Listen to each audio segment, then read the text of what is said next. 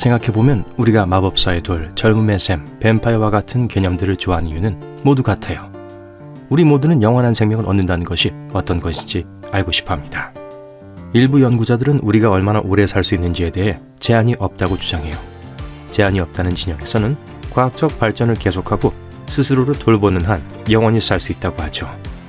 또 저축한 돈을 다 쓸 때까지요. 반면 수명이 유한하다는 쪽에선 우리 몸에는 이미 유효기간이 정해져 있고 이를 미루기 위해 우리가 할 수 있는 일은 제한되어 있다고 말해요. 한 연구에 따르면 인간의 최대 수명은 150년 정도일 수 있다고 해요. 연구진은 지난 수십 년 동안 세계에서 가장 나이가 많은 사람들에 대한 데이터를 분석해서 우리 인생에도 유효기간이 있다는 결론을 내렸어요. 전반적으로 이 연구는 인간 수명의 한계에 대한 새로운 통찰력을 제공하며 노화의 생물학 및 노화 관련 질병에 대한 새로운 치료법 개발에 대해 향후 연구를 안내하는 데 도움이 될 수 있어요. 피할 수 없는 종말을 가능한 한 오래 미룰 수 있다고 가정해 볼게요. 우리가 300년을 산다면 어떨까요? 그렇게 된다면 여전히 유한한 수명에 갇히게 되겠지만 아주 짧진 않을 거예요. 영원히 사는 건 매력적이지 않을 수 있어요. 지루함을 느끼고 끝이 있었으면 좋겠다는 생각을 하게 될 시점까지 가고 싶진 않을 테니까요. 300년을 산다는 것은 삶의 모든 측면에 큰 영향을 미칠 거예요. 먼저 노화의 개념과 우리가 노화를 어떻게 인식하는지에 대해 알아볼게요.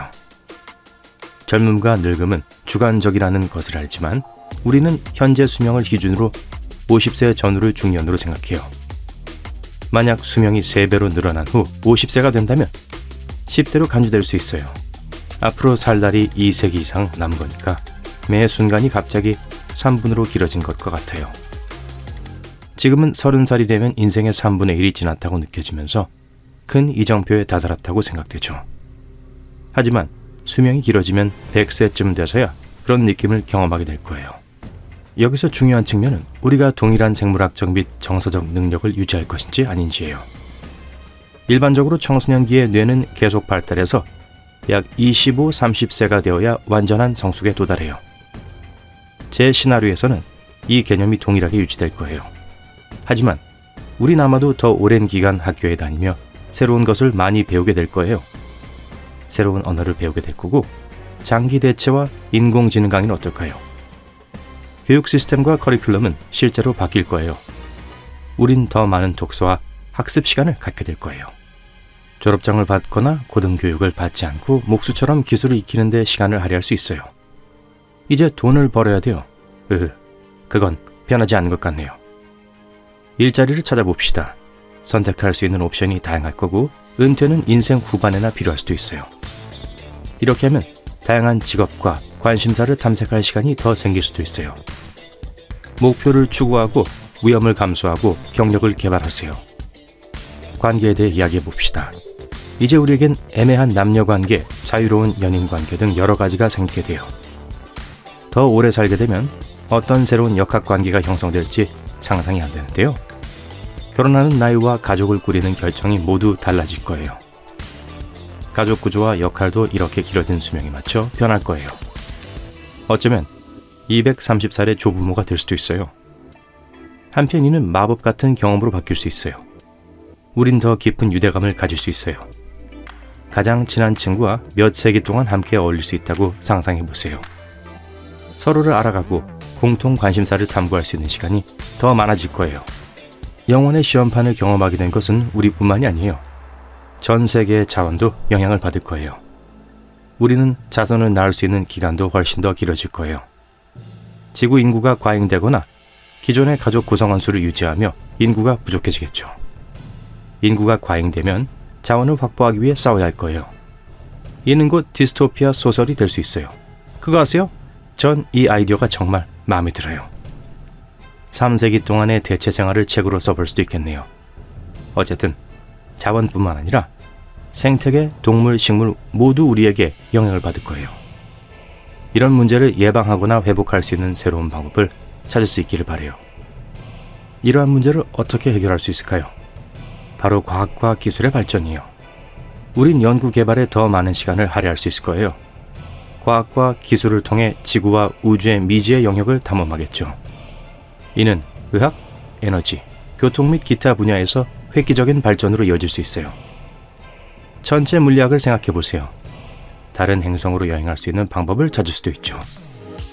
인간의 수명이 연장되면 우주 비행사는 불가능할 것으로 여겨지는 탐험을 완수할 수도 있어요. 가상의 상황에서 우리는 더 느린 속도로 노화할 거예요. 하루아침에 일어나서 300세까지 살 수 있는 것이 아니기 때문에 우리에게 더 긴 수명을 제공하도록 의학이 발전해야 해요.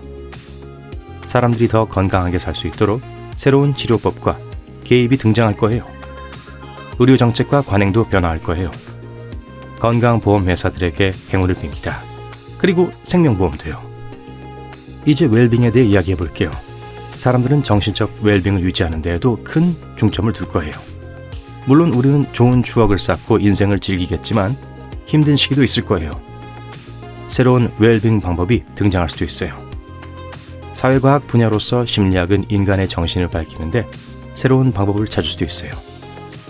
또한 우리는 세상을 바라보고 새로운 지평을 탐험할 시간이 더 많아질 거예요. 삶을 더 즐기는데 도움이 되겠죠. 여행 즐겁게 하세요. 다음은 경제입니다. 경제는 수명이 길어짐에 따라 영향을 받을 가장 중요한 분야 중 하나예요. 시간이 지남에 따라 더 많은 노동력과 더 많은 부를 축적할 수 있어요. 또는 식량과 주택과 같은 자원에 대한 더 많은 수요로 이어질 수도 있어요.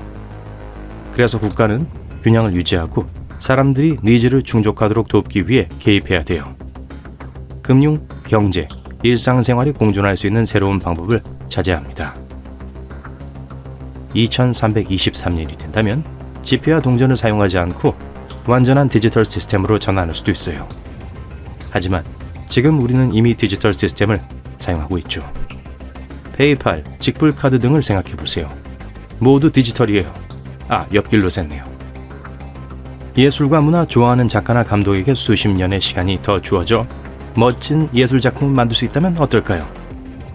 생리학이나 사회학은 어떨까요? 앞으로 등장할 새로운 아이디어와 학문을 상상해 보세요. 수명의 급격한 변화는 지적인 의미에서도 근본적인 변화를 가져올 거예요. 우리가 생각하고 시간을 보내는 방식이 바뀌고 자원과 삶에 대한 해석 전체가 바뀔 거예요. 이러한 유형의 변화는 옷과 같은 제품을 소비하는 방식의 변화를 가져올 수 있어요.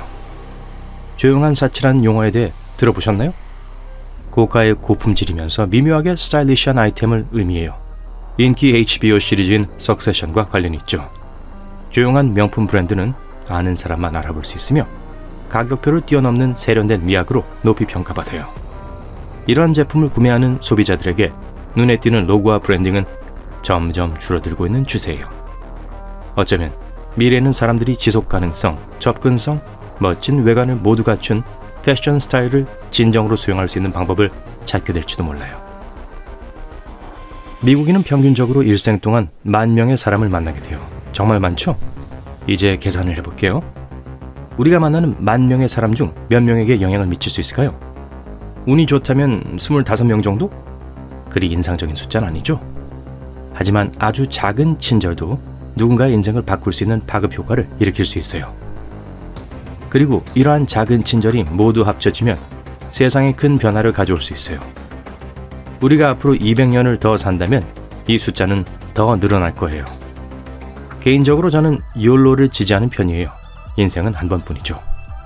이 기회를 최대한 활용하면 어떨까요? 저요? 전 수백 년간 사는 건 별로예요. 저희 강아지를 데리고 갈 수 없다면요.